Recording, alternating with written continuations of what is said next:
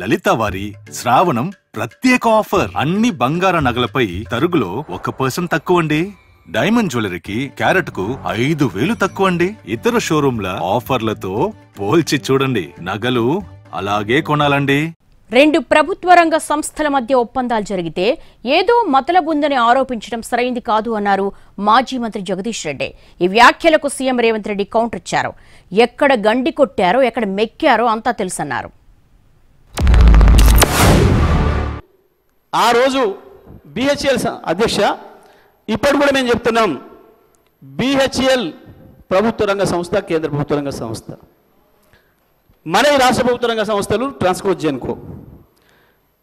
ఒక ప్రభుత్వ రంగ సంస్థకి ఇంకో ప్రభుత్వ రంగ సంస్థకు మధ్యన ఒప్పందాలు జరిగితే అందులో ఏందో మతలం ఉంది అని చెప్పేది అమాయకత్వమా, తెలివి తక్కువతనమా, లేదా మోసం చేయడానిక, ప్రజలు మోసగించడానిక?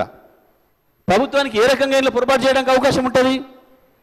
బిహెచ్ఎల్ నుంచి డబ్బులు తీసి లంచాలు ఇస్తారా అధ్యక్ష, చైర్మన్ గారు? ఎవరికైనా అవుతుందా? ప్రభుత్వ రంగ సంస్థల నుంచి సాధ్యమవుతుందా? ఇవాళ బిహెచ్ఎల్కు మేము నామినేషన్ పేజ్ మీద ఇచ్చినాం.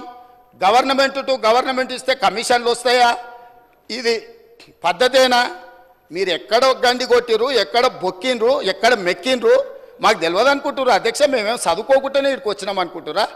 బిహెచ్ఎల్కు 4,000 మెగావాట్లు, దాదాపు 29,000 చిల్లర కోట్లు. నేను సబ్జెక్టు కరెక్షన్, నేను రికార్డు మళ్ళీ తీసుకొని చెప్తా అధ్యక్ష. ఆనాడు ఒప్పందం చేసిరు.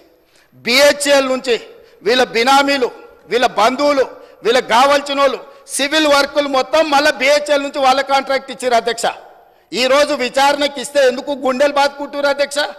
ఉన్నదంతా బిహెచ్ఎల్కి అయితే కేంద్ర ప్రభుత్వము సంస్థకే ఇచ్చినప్పుడు బాధ ఎందుకు పడుతున్నారు అధ్యక్ష? కోర్టుకి ఎందుకు పోయినరు? విచారణ జరగొద్దని ఎందుకు అంటున్నారు? ఎందుకు పొడవ పేపర్లు పెడుతున్నారు?